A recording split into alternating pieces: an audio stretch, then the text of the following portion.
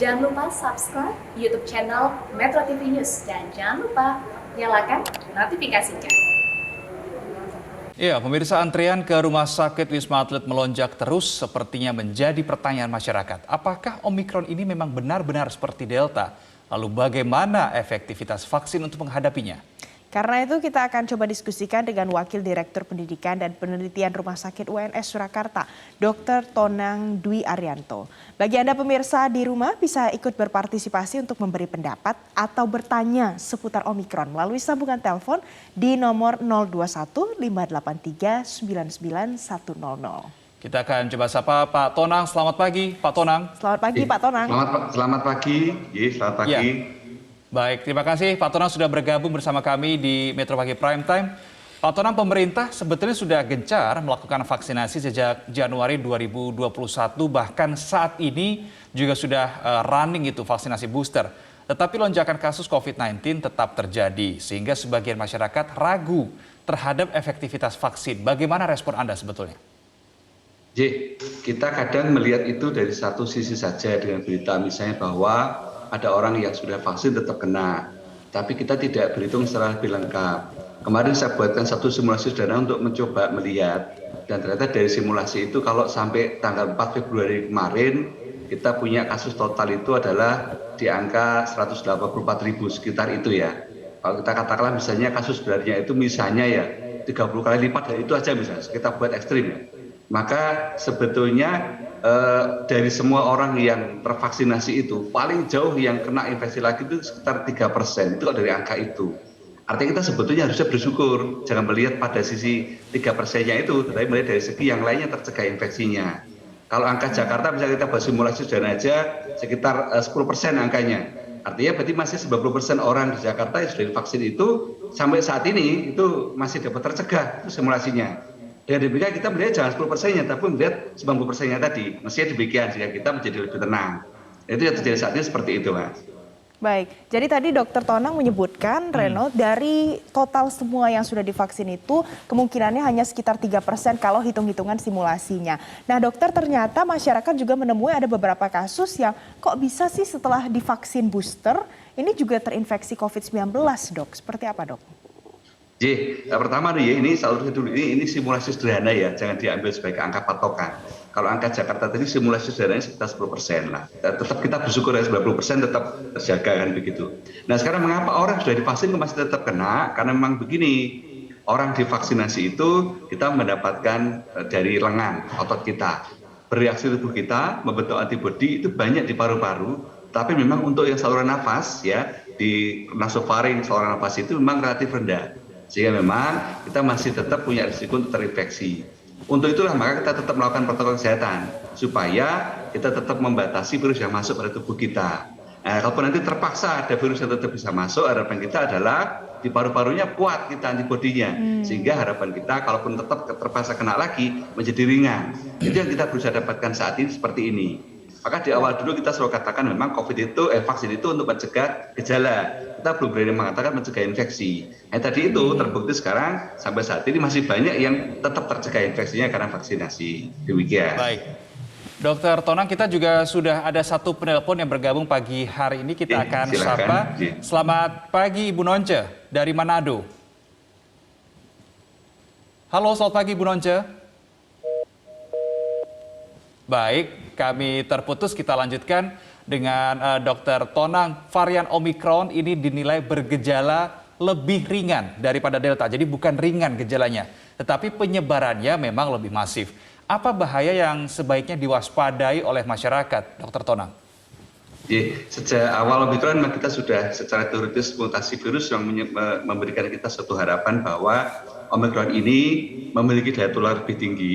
Tapi kita menduga waktu itu memang secara keparahan atau derajat gejalanya akan lebih ringan dibanding sebelumnya. Bukan berarti mengatakan ringan, tapi lebih ringan daripada sebelumnya di Delta. Nah sekarang kita melihat memang betul, kemarin itu sampai kemarin sore, Jakarta sudah melewati angka yang waktu kita Delta untuk Jakarta. Untuk nasional kita belum, itu sudah mendekati angka waktu Delta. Secara angka yang masuk di rumah sakit juga sudah tinggi secara angka, tapi angka kematian masih jauh lebih rendah daripada waktu Delta. kita juga masih nyalir bahwa yang ke rumah sakit ini memang sebagian adalah barangkali karena kepanikan, sehingga begitu ada positif langsung ke rumah sakit. Sebetulnya kita berharap bahwa yang ke rumah sakit adalah yang memang betul-betul membutuhkan. Mari kita kembangkan lagi untuk isolasi yang di rumah maupun isolasi yang terpadu, terpantau oleh Pemda itu lebih baik.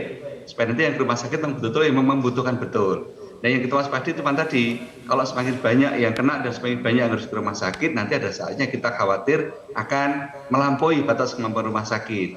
Untuk itu mari kita coba jernihkan angka tentang rumah sakit ini dengan kalau memang masih bisa dilakukan isolasi di rumah, isolasi di tempat-tempat termonitor oleh Pemda, ya itu kita lakukan di sana. Jadi nanti rumah sakit bisa lebih jelas, lebih tenang kondisinya seperti apa. Itu risiko kita untuk Omikron adalah karena jumlah yang berlebih banyak tadi. Demikian.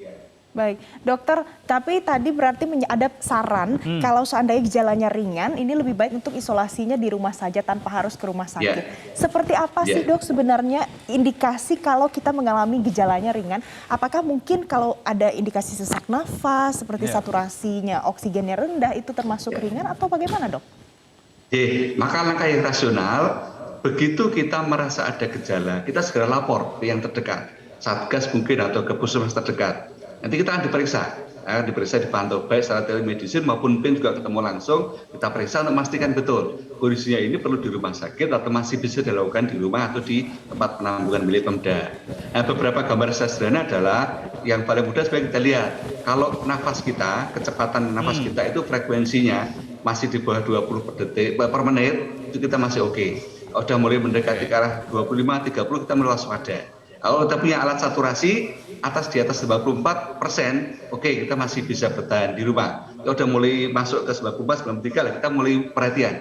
Karena itu selalu kembangkan komunikasi dengan Satgas tempat, dengan puskesmas tempat, supaya nanti kita bisa memutuskan bareng-bareng. Ini cukup di rumah atau ini memang harus dilakukan dibawa ke rumah sakit. Begitu mudahnya, Baik. Pak Tonang, sebelum kita lanjutkan, kita juga ada satu penelpon lagi sudah tersambung. Ada dengan Pak Yahya di daerah Sulawesi. Selamat pagi, Pak Yahya. Iya, pagi. Assalamualaikum warahmatullahi wabarakatuh. Waalaikumsalam warahmatullahi wabarakatuh. Pak Yahya, silakan dengan pertanyaan atau bahkan ingin Anda memberikan opini terkait dengan tema kita pagi hari ini. Silakan. Ya, terima kasih Pak. Ya, begini, ini setelah ada lagi yang virus yang disampaikan oleh Bapak tadi, makanya masyarakat sekarang ini bingung. Ketika masa lagi Omikron ini, makanya masyarakat selalu sampai tidak percaya lagi. Karena kenapa sih ketika masuk bulan puasa, masuk lagi ini namanya virus Omikron. Makanya barangkali perlu kejelasan sehingga jangan sampai menimbulkan bahwa ketika masuk lagi virus, ketika masuk bulan puasa, masuk Lebaran, masuk lagi ini, makanya kita perlu barangkali kita giatkan sosialisasi ke tingkat bawah. Alhamdulillah di Kabupaten Sigi dan Sulawesi Tengah ini, khususnya Kabupaten Sigi ini, ya untuk masuknya virus itu masih minim sekali, Pak Dok. Nah sehingga kami sekarang ini sudah giat-giatnya untuk melakukan vaksinasi, untuk menyelesaikan vaksinasi juga. Dan kemudian di sini juga sudah benar-benar untuk melakukan menjalankan protokol kesehatan. Jadi barangkali merupakan tanggapan kami dari Sulawesi Tengah untuk dari Kabupaten Sigi. Terima kasih, Pak Dok. Terima kasih. Assalamualaikum warahmatullahi wabarakatuh. Terima kasih Pak Yahya. Baik, kita juga sudah tersambung juga dengan satu penelpon dengan Ibu Ong Maihwa. Silakan, selamat pagi, Bu Ong Maihwa. Silakan dengan pertanyaan Anda. Iya, selamat pagi Metro. Selamat pagi Dok. Jadi begini, saya lihat masyarakat ini abai Dok. Tidak pakai masker, seenaknya saja jalan di jalan juga macet sekali. Apakah tidak diadakan itu Dok, operasi seperti dulu ketat? Jadi supaya Omikron ini penyebarannya tidak cepat dokter. Karena ini yang Ibu lihat, orang sudah vaksin 2 kali abai. Lalu sekarang nganggep enteng, tidak pakai masker. Omikron ini kan seperti flu berat dokter. Jadi tidak seganas dengan COVID itu kan. Jadi bagaimana pemerintah agar menetapkan lagi operasi masker, jangan kerumunan ini loh dokter. Sekarang kan kelihatannya orang tuh sudah abai ngadakan perayaan dan sebagainya. Baik, terima kasih Ibu Ong Maiwan sudah kita dapat tangkap ya. Poinnya ya. Baik, tadi kalau Pak Tonang kita dengarkan ada Pak Yahya mengatakan ini terkait dengan sosialisasi ke masyarakat sampai dengan tingkatan yang paling bawah. Kemudian Ibu Ong juga tadi menyayangkan masyarakat yang abai protokol kesehatan, mentang-mentang sudah vaksin, kemudian lepas masker, berkerumun dan sebagainya. Pak Tonang tanggapannya? Ya terima kasih. Nomor satu, Omikron, Delta atau apapun tetap saja COVID. Ya jelas. Jadi kita tidak boleh membedakan ini COVID, ini Omikron. Semua tetap COVID. Kalau namanya COVID tentu kita bersyukur sebagian cukup besar itu gejalanya ringan. Tapi tetap semua COVID punya risiko bisa terjadi perburukan. Itu yang kita pegang. Karena itu sudah vaksin 2 kali, sekarang ada Omikron, kita tetap berhati-hati. Mengapa saat ini juga sedang musim hujan? Maka ini juga situasi yang tidak mudah. Karena juga kita tahu setiap musim hujan memang virus itu lebih banyak menular. Sebelum COVID pun demikian. Ini adalah situasinya bukan karena apa, karena ini sedang musimnya seperti ini. Nah, saya setuju sekali, mari kita kembalikan kesadaran kita bersama, keteladanan kita bersama, siapapun kita, tidak perlu menuduh orang lain, kita sendiri saling menjaga. Prokesnya kita jaga, kerumunannya kita hindari, itu yang kita lakukan sekarang. Nah, bahwa kita mengatakan Omikron itu lebih ringan, karena kita pernah mengalami yang lebih berat waktu Delta. Tapi tidak berarti bahwa Omikron itu sudah dianggap tidak masalah, tidak demikian. Nah, mari Pak Yahya, terima kasih. Kita juga tahu ini bicara soal iklim, Pak. Kita tidak bicara yang lain. Ibu Ong tadi juga betul. Mari kita sadarkan sama-sama masyarakat. Ini memang pandemi belum selesai. Justru kalau ini kita tidak hati-hati, ini bisa menjadikan kita lebih berat lagi. Tapi kita juga tetap punya harapan bahwa kalau nanti vaksinasi semakin cepat, kemudian prokes yang kita jaga, kita bisa menghadapi ini. Nah, satu hal yang sangat penting adalah, mohon maaf, cakupan vaksinasi lansia yang masih kurang. Nah, pengalaman berbagai negara, Omikron ini untuk lansia, apalagi yang punya comorbid itu yang lebih berisiko berat. Maka mari kita dorong vaksinasi lansia kita percepat, karena itu justru yang paling kurang saat ini di antara yang lain. Pesan kita demikian. Baik, jadi tetap harus terapkan protokol kesehatan, di satu sisi lainnya vaksinasi juga tetap harus digencarkan, begitu ya. Terutama untuk lansia, terutama untuk lansia, kita dorong betul. Dokter Tonang, ini ada satu lagi yang akan bertanya ataupun memberikan pendapat. Ada Bapak Kemis dari Kalimantan. Selamat pagi Pak Kemis, silakan dengan pertanyaan Anda singkat saja. Terputus sepertinya, kalau gitu kita kembali lagi ke Dokter Tonang. Kita sambil tunggu penelpon lainnya. Untuk bagi yang bertanya atau memberikan pendapat bisa langsung telepon. Nanti kita akan sampaikan ke Dokter Tonang melalui nomor telepon interaktif di 021-583-99-100. Dokter Tonang, ini kalau kita bicara ada masyarakat ataupun orang-orang yang mulai membanding-bandingkan. Di luar negeri misalnya di Inggris orang sudah mulai lepaskan masker, di Denmark lepaskan masker. Ada yang juga berspekulasi apakah mungkin ini untuk pembentukan herd immunity. Kalau dari sudut pandang ilmiahnya seperti apa dokter? Saya terasa dulu lebih sederhana sedikit. Herd immunity itu dulu dipakai untuk situasi peternakan sebetulnya. Di mana kalau ada wabah pada peternakan kita bisa memisahkan ternaknya dan kita lakukan pembersihan, bahkan nyusul bahasa kita barangkali terpaksa kita korbankan kalau ternaknya. Nah, untuk setelah tercapai sekian banyak ternak yang kena infeksi, ternyata malah bisa membuat kekebalan. Tapi kalau manusia tentu beda. Kita tidak mungkin memisahkan manusia benar-benar kita terpisah, tidak mungkin apalagi mengorbankan manusianya. Nah, untuk itu pemahaman herd immunity ini harus kita hati-hati. Tidak berarti kalau kita lepas berarti akan terjadi herd immunity, tidak seperti itu sederhananya. Kita tetap harus hati-hati bahwa karena setiap orang yang kena COVID ini, walaupun kita bersyukur banyak yang tanpa gejala, banyak yang ringan, tapi tetap selalu ada risiko perburukan. Nah, yang ada di negara seperti UK misalnya, ya karena mereka sudah berhitung sekian banyak orang sudah divaksin, sudah sangat tinggi mereka, 95% bahkan dari vaksin, kemudian mereka yakin rumah sakit yang mampu menampung kalau ada yang kena COVID, maka mereka mencoba mulai melonggarkan, bukan berarti betul-betul free belum. Nah, seperti ini kita lihat.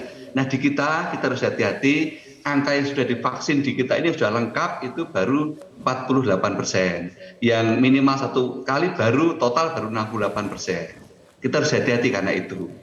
Maka jangan disamakan dengan yang lain. Kita tetap harus hati-hati. Demikian. Baik. Pak Tonang, tadi kita juga sudah sempat membahas terkait dengan rawat inap seperti itu ya. Tadi Anda juga mengatakan sebaiknya masyarakat kalau bergejala ringan atau bahkan OTG tetapi dinyatakan positif lebih baik melakukan isolasi mandiri supaya lebih relaksasi nih bed di rumah sakit. Tetapi yang menjadi persoalan di masyarakat adalah begini Pak Tonang. Ketika ada seseorang yang positif COVID-19, kemudian warga sekitar atau tetangganya bahkan ini Merasa takut, was-was. begitu was-was. Ini jangan sampai nih ada orang yang positif di sekitar saya sehingga dalam tanda kutip memaksa orang yang positif tersebut untuk pergi sementara waktu. Itu yang membuat akhirnya orang tersebut harus isolasi. Bagaimana menurut Anda terkait dengan fenomena ini? Ya, ini saya kira ini mestinya fenomena pertengahan 2020 sampai barangkali pertengahan 2021 ya. Bapak Ibu masyarakat sekalian, kalau sekarang saya kira itu sudah lebih paham bahwa kalau orang itu menjalani isolasi mandiri di rumah, selama yang isolasi disiplin, selama masyarakat sekitarnya itu bisa disiplin juga, sebetulnya tidak masalah. Ada orang isolasi di rumah, dia mungkin istirahat di kamarnya atau mungkin dia di balkonnya begitu, lantai 2 misalnya ada, kita lewat depan rumahnya enggak apa-apa, jangan khawatir. Kita sapa dari jalan, kita berikan semangat, enggak apa-apa. Jadi jangan takut bahwa kalau misalnya ada yang harus isolasi mandiri, itu tidak berarti lantas sekitarnya pasti kena. Asal semua disiplin tetap bisa kita jaga. Maaf, Dok, Jangan sampai nanti semua dibawa ke rumah Dr. sakit, Tonang. nanti akhirnya malah yang pas kebetulan betul-betul butuh rumah sakit, ini yang tidak dapat tempat. Kita terus terang agak trauma betul dengan Sebentar, kita ada kejadian waktu ternyata di satu lagi yang menelpon. Ini ada Silakan, Samuel monggo. dari Jakarta ingin bertanya. Silakan, selamat pagi Pak Samuel. Tuh. Ya, selamat pagi Pak Selamat Samuel, pagi. silakan dengan Ya, selamat pertanyaannya pagi, singkat Dr. saja Tonang. Pak Samuel. Ya, ada pertanyaan saya seperti ini. Saya disuntik booster sudah ya, Senin minggu lalu. Tapi begini dok, setelah disuntik dengan Moderna yang ketiga, malam itu saya demam.